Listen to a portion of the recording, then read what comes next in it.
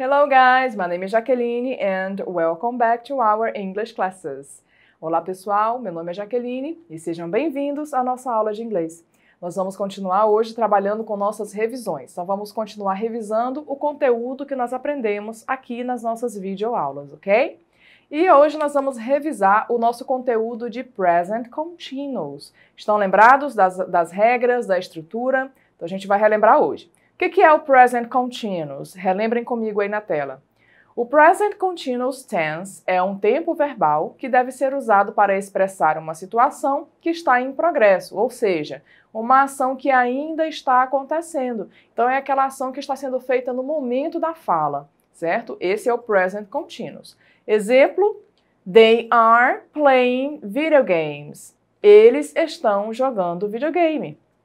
E aí a gente vê pela imagem que as pessoas estão fazendo isso nesse momento. Então, esse é o nosso Present Continuous, ok? Mas como é que funciona a estrutura dele? Estão lembrados? Então, a gente tem uma estrutura para o presente, para sentenças na forma afirmativa. Nós temos uma estrutura para as negativas e para as perguntas. Vamos ver agora como é que funciona as afirmativas. Então, a estrutura para as sentenças afirmativas, elas seguem essa ordem aí, ó. Primeiro você começa falando do sujeito, logo depois o verbo to be. Em seguida, você tem o seu verbo principal com o finalzinho em ing. E por último, você tem o complemento. O que seria esse ing no final do verbo que a gente acrescenta? Ele é justamente o que corresponde ao nosso gerúndio em português. É esse ing no final do verbo que vai deixar o verbo na ação sendo feita no momento. Então, se eu tenho um verbo comer, por exemplo, eat, se eu colocar o ing no final, eating, vai ficar comendo. E assim por diante, certo?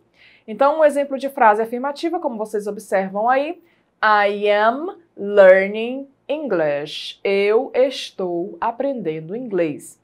Se vocês observarem, a cor corresponde à mesma parte dentro do exemplo, para vocês identificarem onde é que está a estrutura.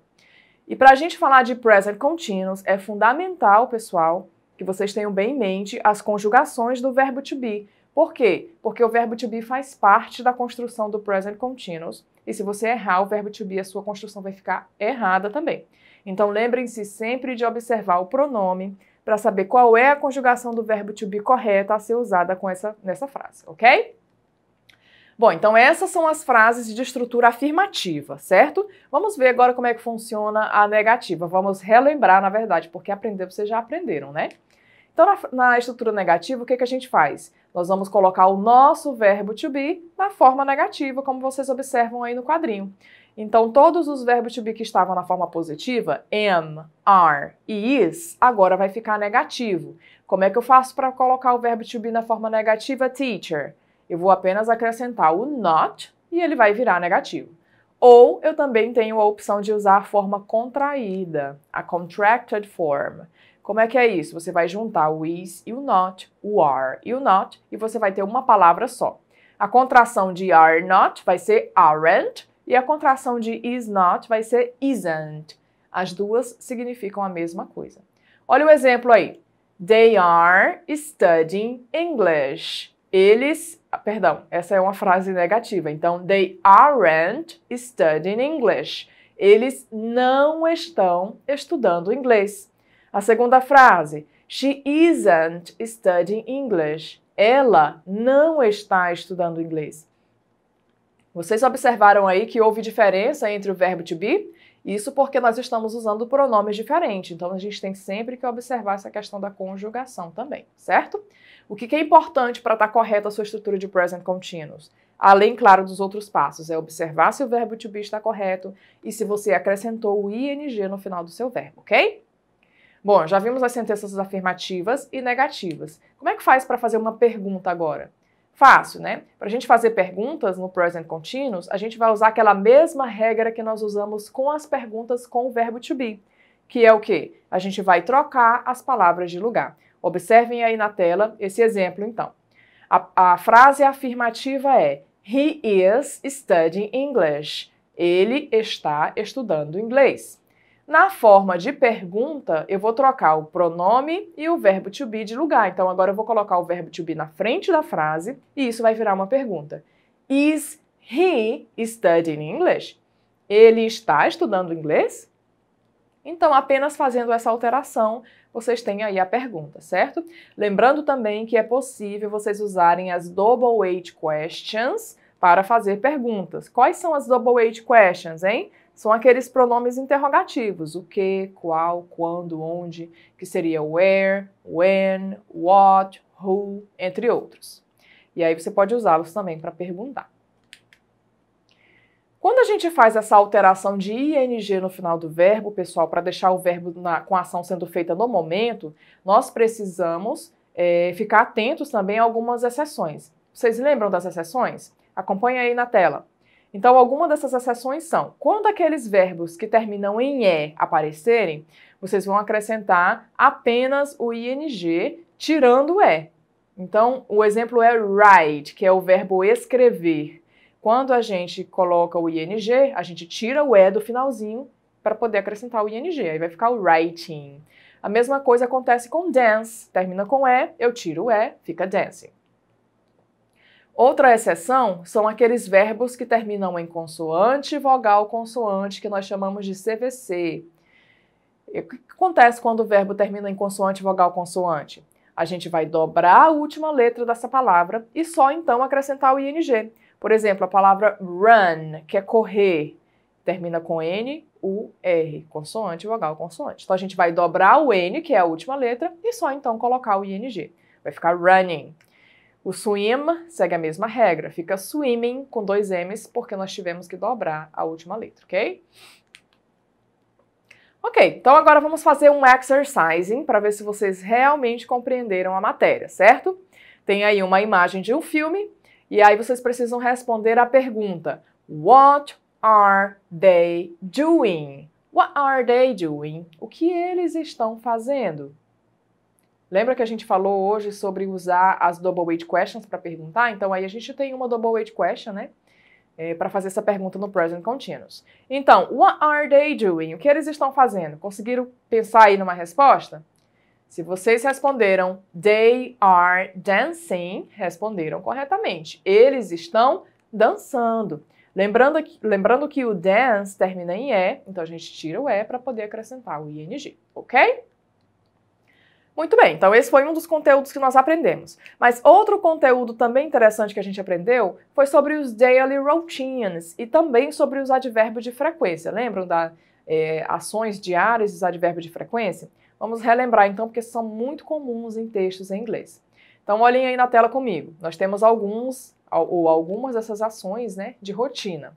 Tem wake up, que é levantar, acordar no caso, né? Get up, levantar. Have a shower, tomar banho. Comb your hair, pentear o seu cabelo. Get dressed, se arrumar ou se vestir. Have breakfast, tomar café da manhã. Brush your teeth, escovar os dentes. Go to school, ir à escola. Have classes, ter aulas. Have lunch, almoçar. Go back home, voltar para casa. Do your homework, fazer o seu dever de casa. Have dinner, jantar. Watch TV, assistir TV. E go to bed, ir para a cama. Lembrando, pessoal, que vocês podem depois também fazer pesquisas sobre outras ações, talvez até coisas que vocês costumam fazer e que não apareceram aí. Então, o que são as daily routines? São as palavras e frases que nós usamos para falar sobre ações que nós sempre fazemos. Para formar frases que falam de rotina diária, a gente usa a estrutura do Simple Present, que inclusive nós já revisamos aqui nas nossas aulas, certo? Então lembrem-se sempre daqueles detalhes do Simple Present para usar com os daily routine. Exemplo, I wake up early every day. Eu acordo cedo todo dia. E ela, she wakes up early every day. Ela acorda cedo. Lembra que a gente tem que colocar um S no verbo quando a gente fala de terceira pessoa na forma afirmativa? Então relembrem lá as regras do Simple Present, ok? Advérbio de frequência, pessoal, estão lembrados? Os advérbios de frequência são aqueles que a gente usa para indicar a frequência das ações. Então, esses advérbios de frequência, eles vão de 100%, que seria o always, sempre, até o 0%, que seria o never, nunca. Então aí vocês relembrem aí na tela alguns desses advérbios de frequência. E o importante vocês lembrarem é a posição onde esses advérbios de frequência aparecem. Como vocês veem aí no exemplo, ó, o primeiro, I never go to the beach. Eu nunca vou à praia. Esses advérbios de frequência vêm sempre antes do verbo principal da frase, ok? Então vamos ficar atento a isso. Aí tem uma diferença entre os advérbios de frequência e as time expressions.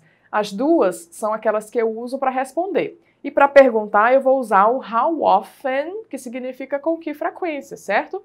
Então aí no exemplo nós temos How often do you read a book? Com que frequência você lê um livro?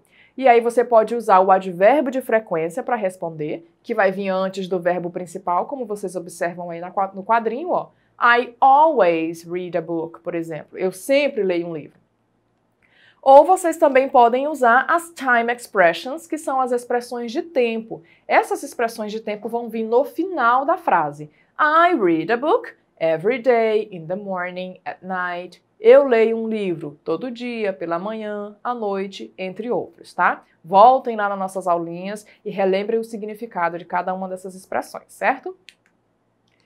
Agora vamos fazer o nosso exercise. Lembram desse exercise? É um texto, vocês vão ler esse texto para responder as próximas perguntas. Então o texto diz assim: My name is Jessica, I'm a lively girl, I think I'm funny and nice. I usually go to the beach on Saturday mornings. I play tennis every week. I usually have a picnic with my friends. I jog in the park 2 hours a day and I go bowling twice a week. I love parties. I often go to discotheques, but my father isn't satisfied with me. I am a talented girl. I even play the guitar. Baseado nesse texto, pessoal, vamos responder essas perguntinhas aí, então.